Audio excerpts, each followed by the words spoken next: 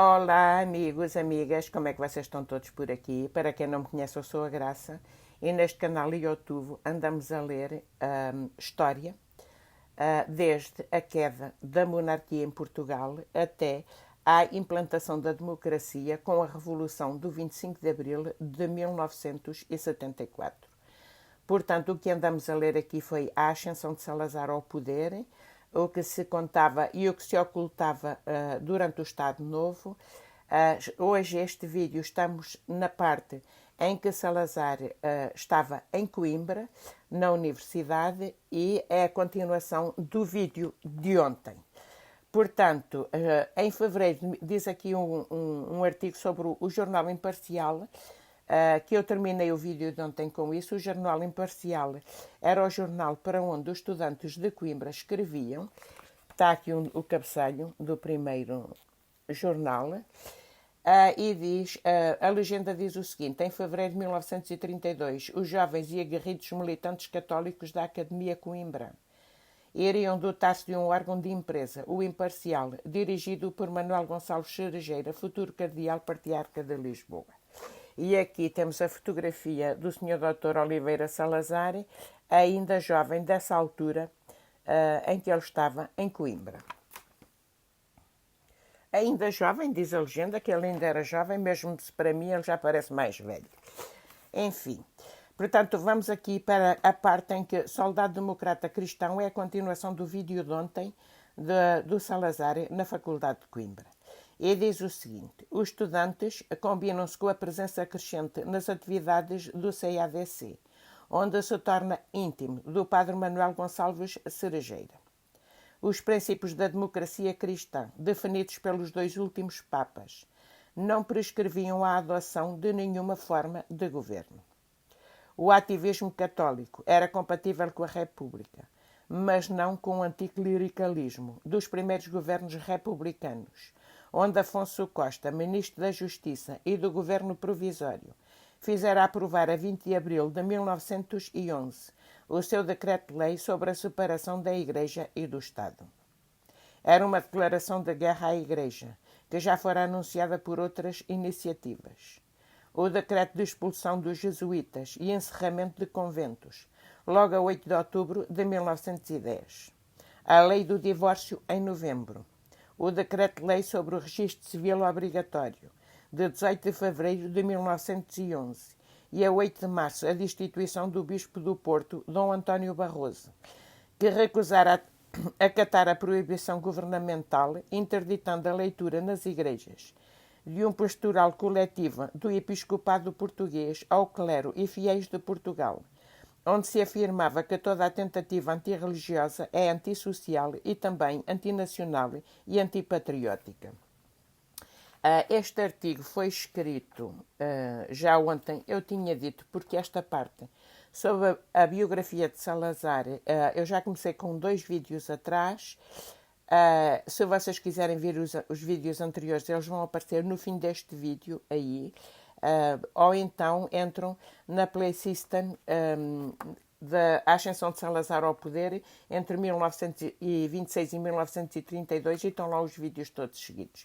Portanto, esta parte da biografia do António de Oliveira Salazar foi escrita por António Simões do Paço. Continuando. A Igreja Católica reagiria à lei de separação em termos violentos, publicitando um protesto coletivo dos bispos portugueses contra o decreto de 20 de abril de 1911, que separou o Estado da Igreja, onde se escrevia: receava-se da dureza, veio a atrocidade, receava-se a sujeição, veio a tirania. O que contém o diploma? Injustiça, expoliação, opressão, ludíbrio. A joeira de Satanás vai trabalhar. Senhor, estou pronto a ir convosco ao cárcere e à morte. O Papa entrava na guerra com a encíclica Landudum, de 24 de maio de 1911. Declaramos como nulo e de nenhum valor tudo quanto esta lei ordena contra os direitos intangíveis da Igreja. Os jovens militantes católicos da Universidade de Coimbra, em breve, iriam dotar-se de um órgão de imprensa combativo. Em fevereiro de 1912, saía para a rua o primeiro número do Imparcial, tendo como diretor o padre Manuel Gonçalves Cerejeira. Portanto, o tal jornal Imparcial, para onde Salazar escrevia e que tinha como diretor o futuro patriarca de Lisboa, Cerejeira. Em março, Salazar inicia a sua colaboração regular no jornal, adotando o pseudónimo de Alves da Silva. O jornal desencava o iberismo, as ambições alemãs sobre a África portuguesa. Afonso Costa, o Parlamento, a maçonaria. Em simultâneo, o grupo de jovens onde pontuavam Salazar e Cerejeira batalhava por chegar à direção do CADC. Pacheco de Amorim é presidente da Assembleia Geral. Cerejeira torna-se vice-presidente da direção e Salazar é eleito o primeiro secretário. Em outubro de 1912, as autoridades republicanas decidem fechar o CADC.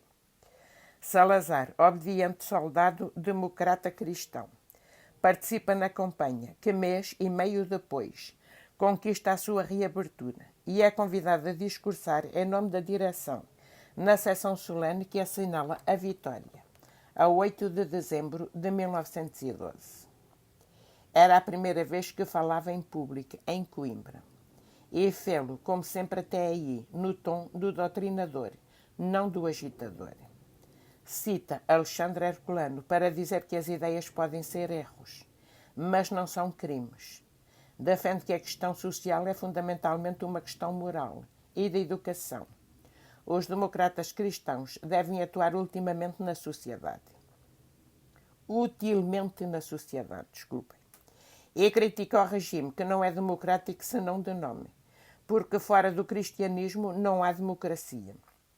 Remata citando Afonso Pena para dizer que a vida se exprimia em 4 palavras: Deus, Pátria, Liberdade e Família.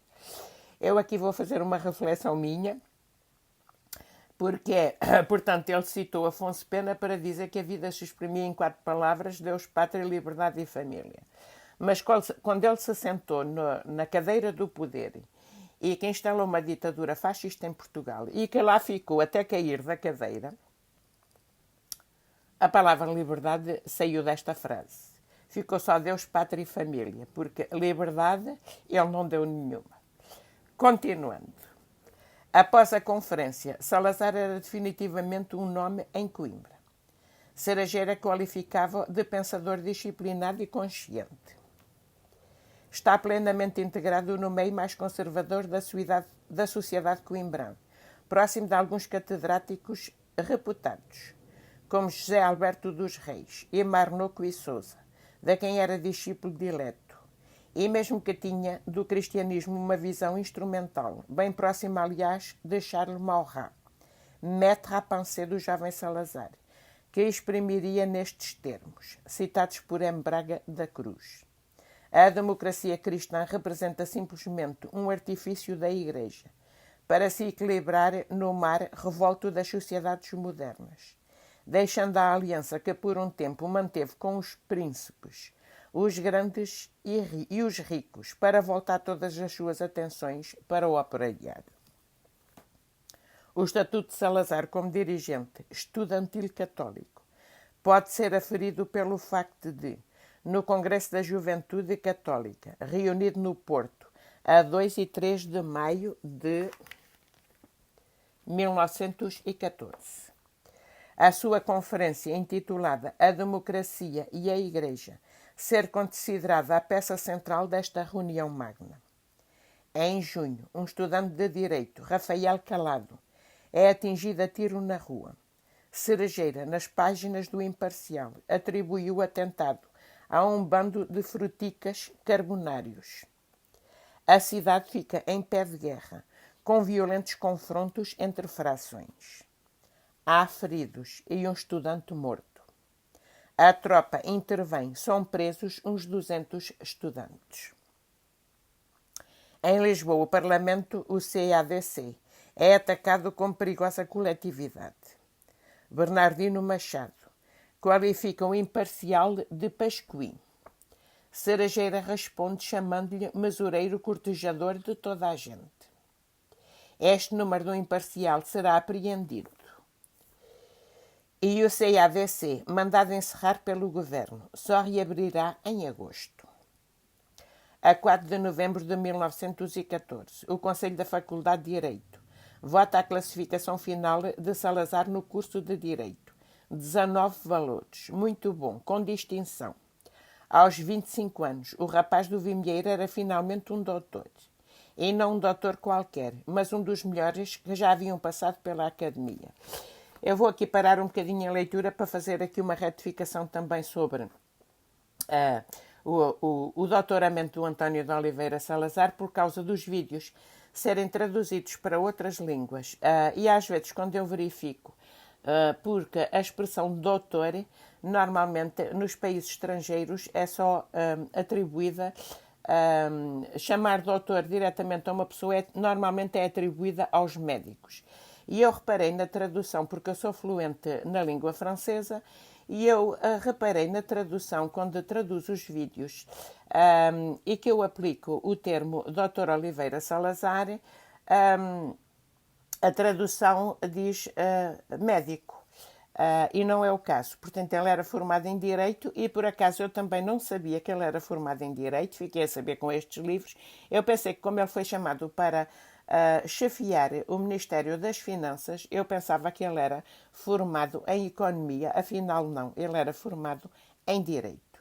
É só para explicar que, realmente, em Portugal, na língua portuguesa, não sei se os outros países de expressão portuguesa utilizam o mesmo termo, utiliza-se DR para uma pessoa que tirou uma licenciatura, é só DR. E utiliza-se doutor por extenso para uma pessoa que fez um doutoramento. Portanto, eu penso que aqui também chamavam-lhe Dr. Oliveira Salazar. Está escrito muitas vezes por extenso, portanto, não sei se houve um erro, se ele realmente fez um doutoramento, ainda não percebi se ele fez um doutoramento ou se tinha só uma licenciatura. Talvez eu consiga perceber isto com o avanço da leitura dos livros. Então vamos continuar a ler o artigo. Depois da habitual vilegiatura no Vimieiro, no outono, Salazar regressa a Coimbra, determinado a conseguir tornar-se professor na universidade, onde acabara de licenciar-se, afinal não era doutor. Não tinha um doutoramento, chamavam-lhe doutor porque também antigamente, quando lhe tiravam uma licenciatura, já eram todos doutores. Portanto, ele tinha só uma licenciatura, em todo o caso até aqui. O amigo Cerejeira convida-o então a instalar-se junto dele no convento dos Gregos. Salazar aceita e passa a dispor, para seu uso exclusivo, de 3 divisões: sala, escritório e quarto. Tudo isto por uma renda módica. As suas simpatias monárquicas, visíveis nas ideias e nas amizades, são evidentes.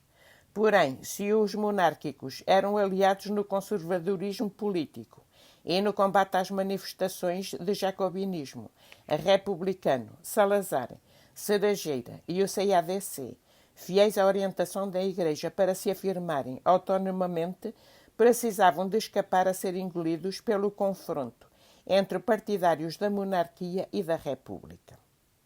Nas páginas do Imparcial, Cerejeira, que já não era o diretor, mas continuava a publicar regularmente no jornal, escrevia: aos que julgam um dever patriótico pugnar pela monarquia ou pela República, reconhece-lhes o CADC, cumprindo aquele dever religioso, inteira liberdade de ação nesse campo puramente político.